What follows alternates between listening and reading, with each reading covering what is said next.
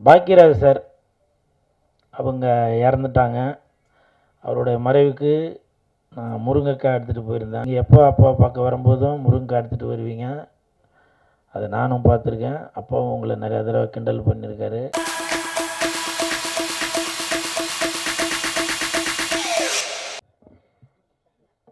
Thank you. அடுத்தபடியாக தனக்கே உரிய ஸ்டைலாலும் உற்சாகமான பேச்சாலும் அனைவரின் கவனத்தையும் ஈர்க்கும் நடிகர் கூல் சுரேஷ் அவர்களை பேச அழைக்கிறோம்.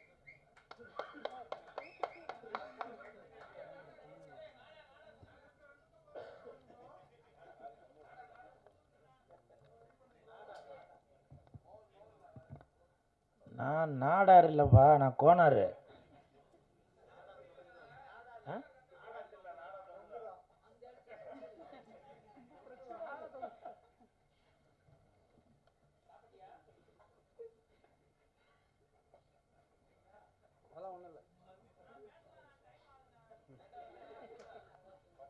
எங்கடா அவன்?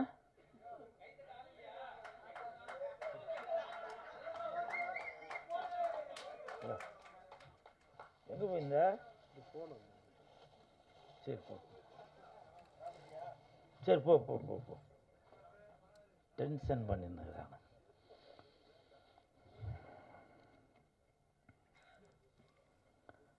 மேடையில் அமர்ந்திருக்கும் அனைவருக்கும் வணக்கம். பத்திரிகை நண்பர்கள், ஊடக நண்பர்கள், இணையதள நண்பர்கள், பிஆர்ஓ கார்த்தி, அனைவருக்கும் வணக்கம்.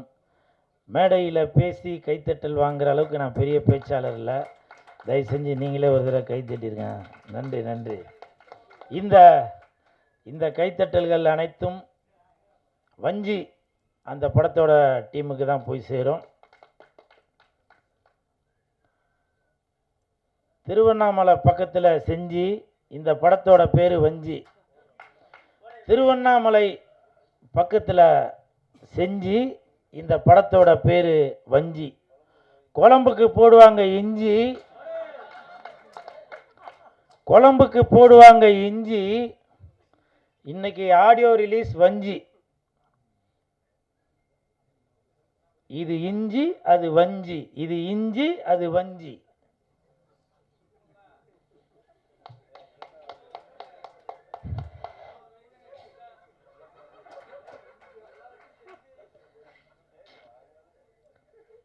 வஞ்சி அந்த படத்தோட தயாரிப்பாளர் விமலா ராஜநாயகம் அவர்களுக்கு என் மனமார்ந்த வாழ்த்துக்கள். மேடம், நீங்கள் 3 படம் தயாரித்து கதை சொன்னீங்க. 4வது படத்தில் என்ன தான் கதாநாயகனாக போட போகிறதா வெளியில் சொன்னீங்க. அது உண்மை தானே? அது மேடம் உண்மையா இல்லை? எது சொல்லிட்டாங்க, இருந்தாலும் நான் வெயிட் பண்ணி பார்க்குறேன். உங்களுக்கு மனமார்ந்த வாழ்த்துக்கள். ஏன்னா என்னுடைய அடுத்த படத்தோட தயாரிப்பாளர் விமலா ராஜநாயகம் அவங்களுக்கு கண்டிப்பாக இந்த படம் மிகப்பெரிய வெற்றி அடையணும். ஏன்னா அப்போ தான் அடுத்த படத்தில் எனக்கு வாய்ப்பு கிடைக்கும். அதே மாதிரி ராஜநாயகம் சார், ஓ சூப்பர். ராஜநாயகம் சார் குங்ஃபு கலைஞர், ஆமாம் சூப்பர். வாழ்த்துக்கள், நல்லா நடிச்சிருந்தீங்க. உங்களுக்கு மனமார்ந்த வாழ்த்துக்கள். ராஜேஷ் சார் அவங்க இயக்கி கதாநாயகன் நடிச்சிருந்தீங்க, சூப்பர். இங்கே நிறைய பேர் கேரளா தான் இருக்கிறாங்கல்ல, எல்லாம் சக்கப்பழம், புட்டு, கொண்டக்கடலை. ஸோ அதுதான் ஞாபகம் வருது. ஸோ எடிட்ரு கூட கேரளா தானே? எடிட்ரு, ஆமாம் எல்லாருமே. ஸோ அந்த ஹோல் டீமுக்கும் மனமார்ந்த வாழ்த்துக்கள். மியூசிக் டைரக்டர் நல்லா சூப்பராக மியூசிக் பண்ணியிருக்கீங்க சார், வாழ்த்துக்கள். முக்கியமாக அந்த குத்து டான்ஸு, அது லிரிக் யார் சார் எழுதுனது? ஓஹோ, நக்க நக்கிரி நார நக்கிரி அப்படின்னு எழுதிருந்துச்சு. நக்க நக்கரி நார நக்கரி, நக்க நக்கரி நார நக்கிரி அப்படின்னு எழுதிருந்தீங்க, சூப்பர், வாழ்த்துக்கள். அவர் தான் எழுதினாரா? Super super. இந்த ஹோல் டீமுக்குமே மனமார்ந்த வாழ்த்துக்கள். ஓ ஓ ஆ, நல்லா இருந்துச்சு நல்லா இருந்துச்சு. நானே சார்கிட்ட கேட்டேன் பாட்டு ஓடும்போது, நல்லா இருந்துச்சு, சூப்பர், வாழ்த்துக்கள். அதே மாதிரி இயக்குனர் வந்து டிவிக்கேவா என்னன்னு தெரியல, அவங்க அந்த லவ் பண்ணும்போதெல்லாம் பேக்ரவுண்டில் வெறும் டிவிக்கே கலர் போட்ட பூவாக இருந்துச்சு. கவனிச்சிங்களா அது? ஸோ அதனால் கேரளாலேயும் விஜய் சார் அங்கேயும் வெற்றி நடை போட்டுட்ருக்காரு. உங்களோட பாட்டிலே தெரியுது. ஸோ உங்களுக்கு மனமார்ந்த வாழ்த்துக்கள்.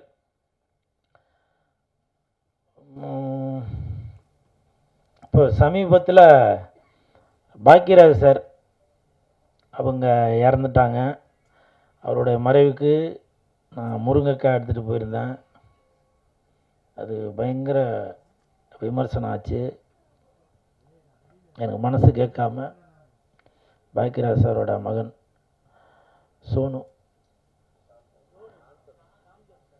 சோனு தான் அவரோட செல்ல பேர். சினிமாவில் தான் சாந்தனு சொல்லுவாங்க. நான்லாம் சோனுன்னு தான் கூப்பிட்டு நான் ஃபோன் பண்ணி சொன்னேன், இந்த மாதிரி தெரிஞ்சும் தெரியாமலும் பண்ணியிருந்தாக்க மன்னிச்சிடுங்க சோனு அப்படின்னு. அப்போ அவர் ஒரு வார்த்தை சொன்னார், இல்லை நீங்கள் எப்போ அப்பா பார்க்க வரும்போதும் முருங்கை எடுத்துகிட்டு வருவீங்க, அதை நானும் பார்த்துருக்கேன். அப்பாவும் உங்களை நிறையா தடவை கிண்டல் பண்ணியிருக்காரு. அதனால் சொல்கிறவங்க 1000 சொல்லுவாங்க, வாழ்ந்தாலும் ஏசுவாங்க, தாழ்ந்தாலும் ஏசுவாங்க அப்படின்னு நானே மனசுக்குள்ளே நினச்சிட்டேன். அடிக்கடி மீனாட்சி சுந்தரம் சார் கூட என்கிட்ட அந்த வார்த்தையை சொல்லுவார். ஸோ அப்போ சோனு என்கிட்ட சொன்ன அந்த வார்த்தை, கண்டிப்பாக உங்களை அப்பா பாக்கியராஜ் சார் அவரோட அன்பை பெற்றவர் நீங்கள், அதனால் நீங்கள் எதுவும் கலங்க வேண்டாம் அப்படின்னு அவருக்கு நான் ஆறுதல் சொல்ல வேண்டியவன், அவர் எனக்கு ஆறுதல் சொல்கிறாரு.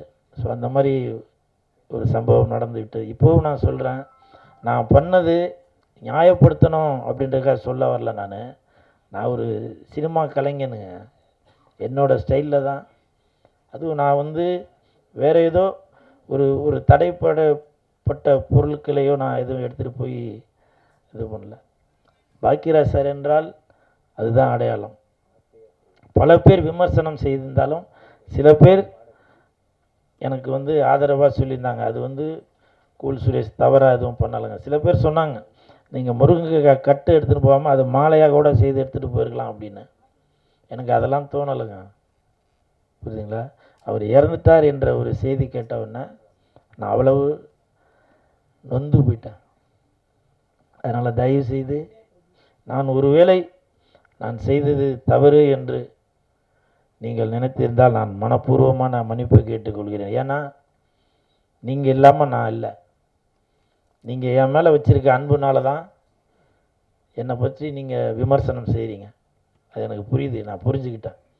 அதனால் என்றைக்குமே உங்கள் மனசு நோகும்படி நான் நடந்து கொள்ள மாட்டேன்.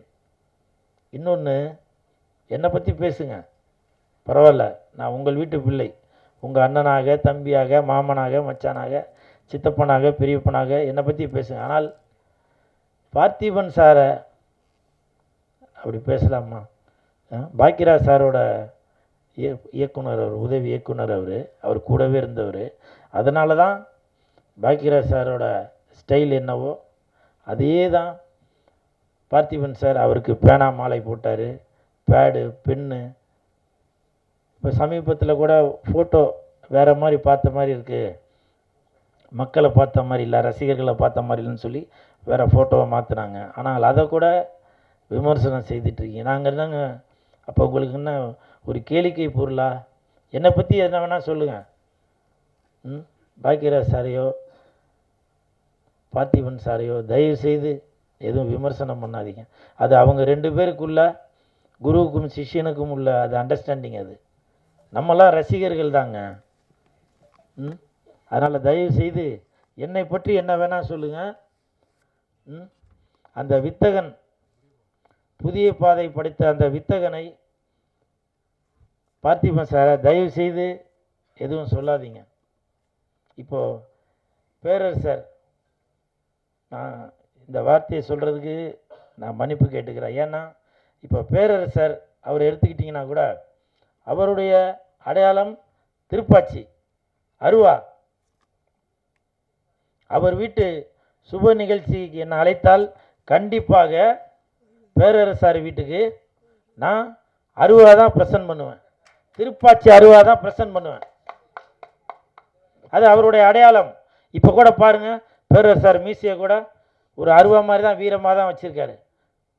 எத்தனை படம் இதுக்கு மேலே அவர் எடுத்தாலும் சரி, பேரரசு என்றால் அது திருப்பாச்சி தான். அந்த வீரமான அந்த அருவா தான் ஞாபகம் வரும். இதை நான் மட்டும் சொல்லலை. 2 நாளைக்கு முன்னாடி ஒரு வீடியோ ஒன்று பார்த்தேன். ஒரு 4 வருடங்களுக்கு முன்னால் சேலத்தில் மாண்புமிகு தமிழக முதலமைச்சர் விஜய் சார் அவர்கள் ஒரு ரசிகர் மன்ற ஒரு கூட்டம் நடத்துகிறாரு.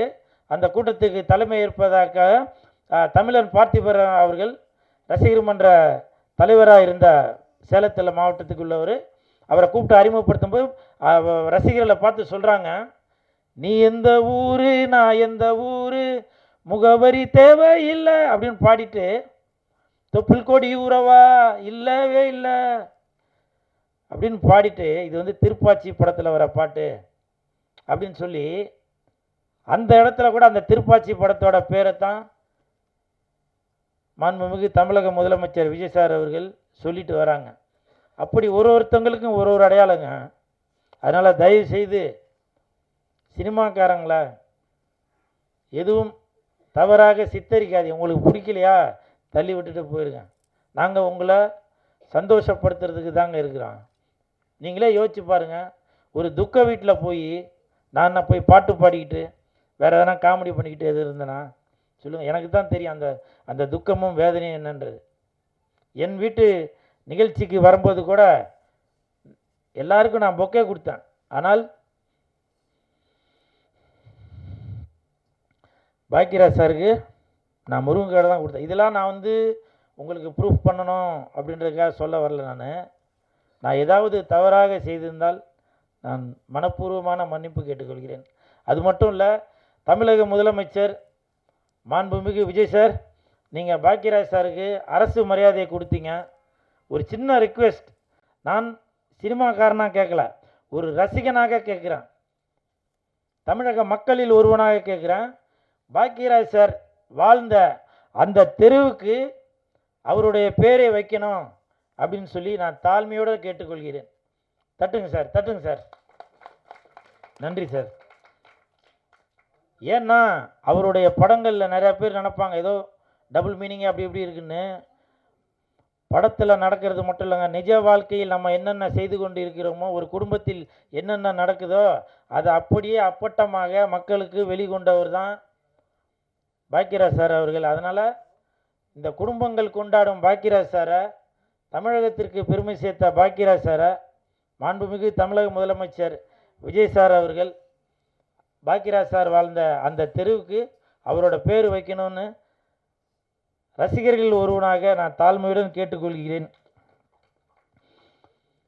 அப்புறம் நடிகர் பாவா லட்சுமணன் அவர்கள், அவர் உடல்நிலை சரியில்லாமல் நோய்வாய்ப்பட்டு தங்க இடமில்லாமல் இருந்தார். அந்த தகவல் எனக்கு தெரிந்தவுடன் நான் லெஜண்ட் சரவணன் சார்கிட்ட போய் சொன்னேன், இந்த மாதிரி உடம்பு முடியாமல் இருக்கிறாரு, அவருக்கு உதவிகள் தேவைப்படுது சார் அப்படின்னு. 2 லட்ச ரூபா பணம் கொடுத்தாரு. தாய் உள்ளத்துடன் 2 லட்ச ரூபா பணம் கொடுத்தாரு. பணம் கொடுத்தது மட்டும் அல்லாமல், நீங்கள் வீட்டுக்கு போனதுக்கப்புறம், ஒரு வீடு வாடகை வீட்டுக்கு போனதுக்கப்புறம் உங்களுக்கு தேவையான அனைத்து பொருட்களும், வீட்டுக்கு தேவையான ஃப்ரிட்ஜு, மிக்சி, குக்கரு, எல்லா பொருட்களும், படுக்கிறதுக்கு பெட்டு, தலகாணி எல்லாமே நான் வாங்கி தரேன், நீங்கள் முதல்ல வீடு பார்த்து போங்க அப்படின்னு சொல்லியிருந்தார். இப்போ அவர் வீட்டுக்கு போனதுக்கப்புறம் இன்னைக்கு மத்தியானம் ரசிகர் மன்ற செயலாளர் சுதாகர்கிட்ட சொல்லி அவருக்கு தேவையான பொருட்கள் எல்லாமே வாங்கி கொடுங்க அப்படின்னு தாய் உள்ளத்தோட சொன்ன அந்த லெஜண்ட் சரவணன் அவர்களுக்கு என் மனப்பூர்வமான நன்றிகளை தெரிவித்துக் கொள்கிறேன். ஏன்னா புரட்சி தலைவர் எம்ஜிஆர் ஐயா அவர்கள் எப்படியோ அதே மாதிரி சொன்னதை செய்து கொண்டு இருக்கிறார். அவருக்கு என் மனமார்ந்த நன்றி. லெஜண்ட் சார், நீங்கள் சினிமாவில் மட்டும் கதாநாயகன் இல்லை, நிஜத்திலும் கதாநாயகன். நீங்கள் செய்கிற நல்ல விஷயங்கள் நிறையா பேருக்கு வெளியில் தெரியாது. ஏன்னா இந்த கைக்கு கொடுக்குறது இந்த கைக்கு தெரிய வேணாம் அப்படின்னு பல பேர், பல குடும்பங்களுக்கு, பள்ளி குழந்தைகளுக்கு நீங்கள் பல உதவிகள் செய்துட்டு வரீங்க. நீங்கள் நீடூடி வாழணும். அதே மாதிரி இந்த செய்தியை தெரிந்தவுடன் மாண்புமிகு கல்வித்துறை அமைச்சர், செய்தித்துறை அமைச்சர் திரு ராஜ்மோகன் அவர்கள் உடனே எம்எல்ஏ ஹாஸ்டலில் ஒரு வீடு ஒன்று ஒதுக்கி அவருக்கு வந்து கொடுத்து இன்றைக்கி வந்து நான் ஒரு உடல் நலத்தோடு இருக்கிறாரு. அதனால் ராஜ்மோகன் சார், நீங்கள் இந்த விஷயத்தை கேள்விப்பட்டு உடனே ஒரு நடவடிக்கை எடுத்து அவருக்கு வந்து வீடு கொடுத்து தங்க வச்சுருக்கீங்க. இதுதான் நான் இப்போவும் நினைக்கிறேன், ஒரு நல்ல அமைச்சரைத்தான் தமிழக மக்கள் தேர்ந்தெடுத்திருக்காங்க. ஒரு நல்ல அமைச்சருக்குத்தான் சரியான பதவியை மாண்புமிகு தமிழக முதலமைச்சர் விஜய் சார் அவர்கள் கொடுத்துருக்காங்க என்பதை நான் இந்த நேரத்தில் பெருமைப்பட்டுக்கிறேன். அது மட்டும் இல்லை, பாவா லட்சுமணன் அவர்களுக்கு உதவி செய்த அனைவருக்குமே நான் இந்த நேரத்தில் நடிகர்கள் சார்பாக மனப்பூர்வமான நன்றியை தெரிவித்துக் கொள்கிறேன். இன்னமும் நீங்கள் பல சேவைகள் செய்து கொண்டே இருக்கணும். டிவிகே தமிழக வெற்றி கழகம் இன்னும் மென்மேலும் பல உதவிகளை மக்களுக்காக செய்து கொண்டே இருப்பார் என்பதை இந்த நேரத்தில் தெரிவிக்கொண்டு, வருகை தந்த அனைவருக்கும் என் மனமார்ந்த நன்றி நன்றி நன்றி. இது இஞ்சி அது வஞ்சி, இது இஞ்சி அது வஞ்சி. நன்றி, வணக்கம்.